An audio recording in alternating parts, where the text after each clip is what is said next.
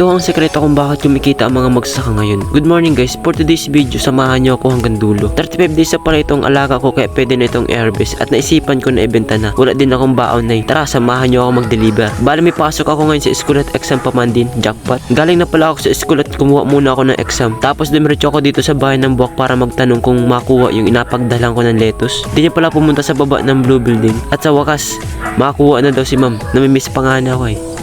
May pangbao na. Sobrang saya ko kasi halos isang buwan ko pinalaki yung lettuce. Mabibenta ko din pangbawi ng pagod. At umuwi na nga muna pala ako para magtanghalian. Dali-dali na ako kasi may sunod pa ako na exam. Bali handa ko na nga pala yung a-deliver ko. Bali motor lang pala yung gamitin ko pang-deliver. Ayos lang basta sniper 150. Tinali ko lang pala sa likod. At deliver ko muna ito bago pumasok sa school. Sa wakas nakarating ng maayos sa apagdalan. Maraming salamat po kay ma'am na umorder. Pagkatapos nga pala dumiretso na ako sa school. Bali ito yung kinita ko guys, di man kataasan at least bawi na yung pagod ko. At ang mahalaga ligtas tayo nakarating sa karoroonan natin. Huwag niyo naman po kalimutan na suportahan ng FB page ko. Tulungan niyo ako maka 1K followers. Pa-share na rin po ng video. Hanggang sa muli.